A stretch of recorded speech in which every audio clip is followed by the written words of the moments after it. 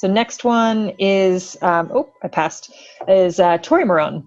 So this is actually to go with that history. The Moors invaded in the Iberian Peninsula in the 700s and were defeated in the 1400s, and winemaking resumed, but during that time, the winemaking industry was hindered.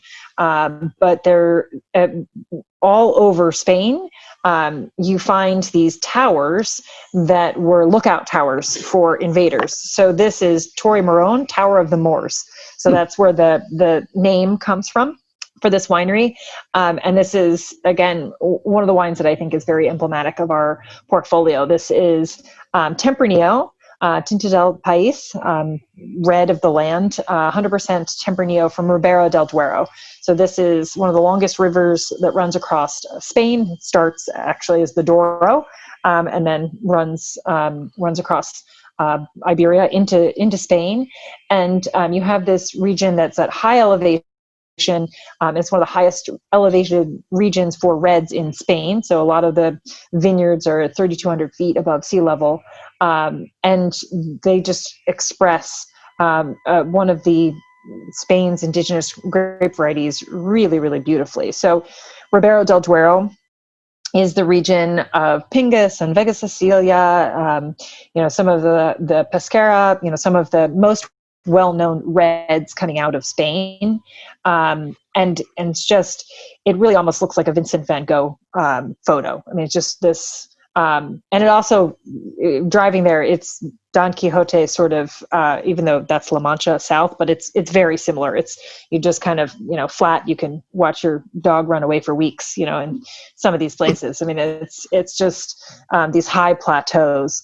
But this part of Ribera was also part of a riverbed. So you do see, you see the clay, you can obviously see the clay here, but you also do see some limestone.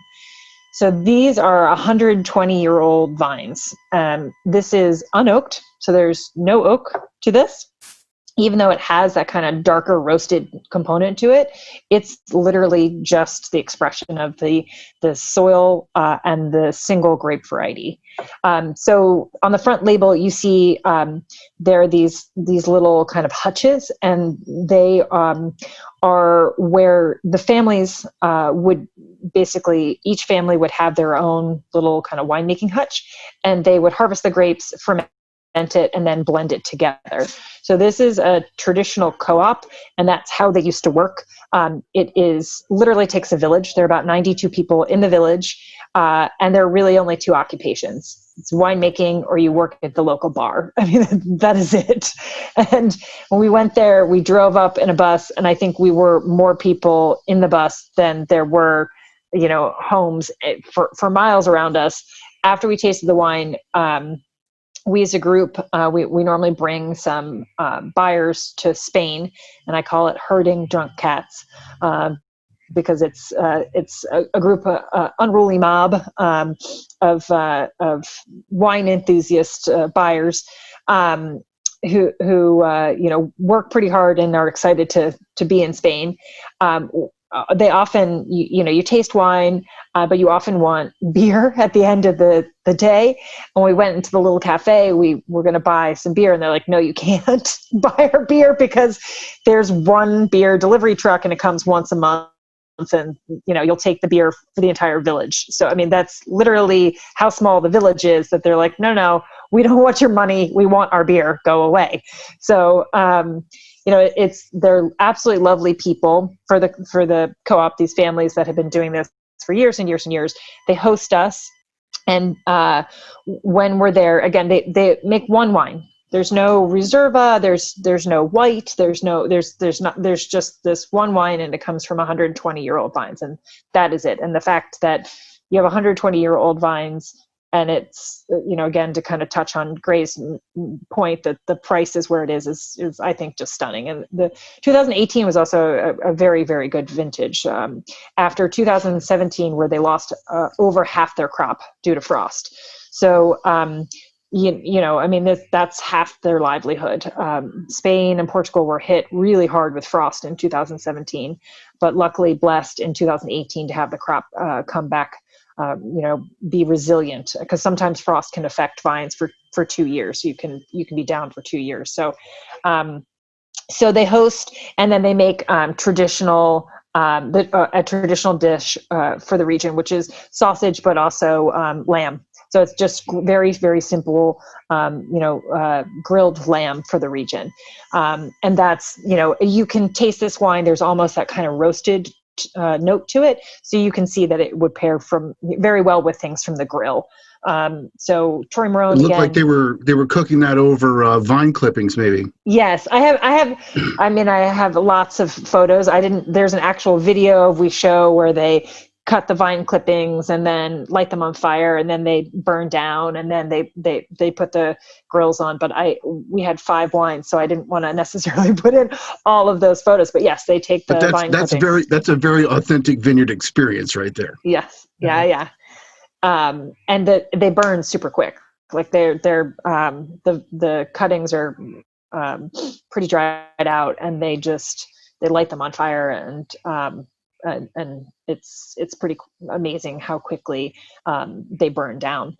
But again, I mean, we spend a decent amount of time at this property, even though they only make one wine, because the wine supports the village. And again, this is one of the wines that's in the RRP program, the Restaurant Relief Pack. So, this is the philosophy of Ole and Obrigado has always been, very community oriented.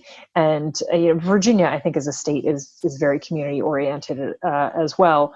And so, it made sense. We tend to work really well with restaurants who love the wines because they pair with food. And during this time, we've seen that kind of downturn. So we wanted to do something, for the community that supported us. So Torremorón, the purchase not only supports the people back in Spain, but also, again, the restaurant community around us. So I think it's also very telling that the folks at Jaleo chose this for one of their wines by the glass, that being sort of the paragon of fine Spanish cuisine for the DC area, and this is their choice for red wine by the glass. And so awesome that they're actually starting to order again. So I'm happy to say the restaurants are coming back a little bit. Not to the degree they were, obviously, but still, it was a happy day when I got that first order from Jaleo. So, and I've gotten several more since. So if you guys are looking for a place to go support a restaurant, please check out Jaleo, or another good one that's not far away is Barcelona, that features a lot of Molly's wines. It's we've had my husband and I have had kind of a running tab. We've all taken on roles of custodians and teachers, and all these different things. I have a 4-year-old and a 4-month-old, so it's an interesting challenge to make it through the week. And normally, Friday or Saturday, we'll pick a restaurant to order out, because I'm tired of making 3 meals a day. So we've both said Jaleo with the paella, because they give you a paella pan, travels the best. Not all food that you order travels really well, and I think Jaleo does a really nice job of doing travel paella. And we've done. They have 3 different versions, like a traditional one with rabbit. There's a seafood one. And then you can give back the pan, and you get a $10 discount on your next order. So you can pick up some Torremorón from Wine Outlet, and then order some paella from Jaleo if you're near there, if you're anywhere near Crystal City. But so the Torremorón is a really lovely example of what the potential of Old Vine Tempranillo.